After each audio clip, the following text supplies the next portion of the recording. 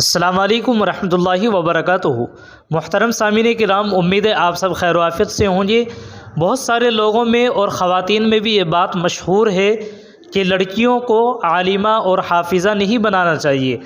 जी हाँ दोस्तों, आमतौर पर सुनने में ये आता है, आप हज़रात ने भी सुना होगा कि लड़कियों को हिफ्ज़ नहीं कराना चाहिए चूँकि वो हिफ्ज़ कर करके भूल जाती हैं।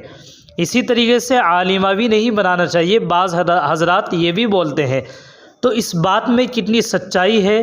क्या ये बात दुरुस्त है कि लड़कियों को हाफिज़ा भी नहीं बनाना चाहिए और आलिमा भी नहीं बनाना चाहिए? आइए आज की इस वीडियो में आप हज़रात के सामने मैं तफसील के साथ बहुत अच्छी तरीके से आसान अंदाज में इसी को बताऊंगा आप हज़रात के सामने इंशाअल्लाह ताला। बस आप हज़रात से गुजारिश है कि आप वीडियो को मुकम्मल देखें, चैनल को सब्सक्राइब भी कर लें, वीडियो को लाइक और शेयर भी कर दीजिएगा। सबसे पहले मैं आप हज़रात की खिदमत में दारुल उलूम देवबंद का फ़तवा सवाल और जवाब की रोशनी में सुनाता हूँ, जिसको आप अपनी स्क्रीन पर भी देख सकते हैं। और वीडियो को मुकम्मल ही आप हज़रात ज़रूर देखें, तभी बात आपके समझ में आ जाएगी।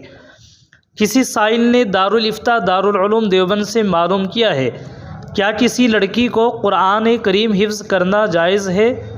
बराए करम उम्महातुल मोमिनीन और सहाबियात के अमल की रोशनी में जवाब इनायत फरमाएँ। जवाब, बिस्मिल्लाहिर्रहमानिर्रहीम। जायज़ बल्कि बाइस अजर सआदत भी है। अल इत्क़ान फ़ी उलूमिल कुरान में है कि हज़रत आयशा, हज़रत हफ्सा और हज़रत उम्मे सलमा रज़ी अल्लाह ताला अन्हुन्ना वग़ैरहुन्ना हाफिज़ा थी। वल्लाहु ताला आलम। दारुल इफ्ता दारुल उलूम देवबंद। ये जो फ़तवा मैंने आप हज़रात को पढ़ कर के सुनाया, उम्मीद है ये आपको समझ में आ गया होगा।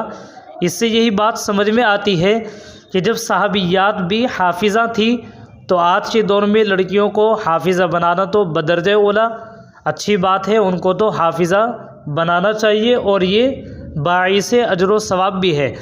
इसी तरीके से एक और फ़तवा है दारुल उलूम देवबंद का, उसको भी आप ज़रा समाअत फरमाएँ, जिसका उन्वान है, क्या लड़कियां पूरा कुरान पाक हिफ्ज़ नहीं कर सकती हैं? सवाल, लड़कियों को कितना पारा हिफ्ज़ करने की इजाज़त है? अगर कोई कहे कि लड़कियां सिर्फ 15 पारे तक हिफ्ज़ कर सकती हैं, मुकम्मल कुरान शरीफ नहीं, क्या ये दुरुस्त है? वज़ाहत फरमाएँ।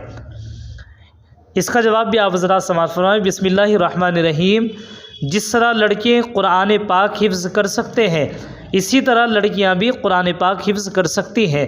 शरीयत में हिफ्ज़ कुरान पाक के बाब में लड़का लड़की का फ़र्क नहीं है।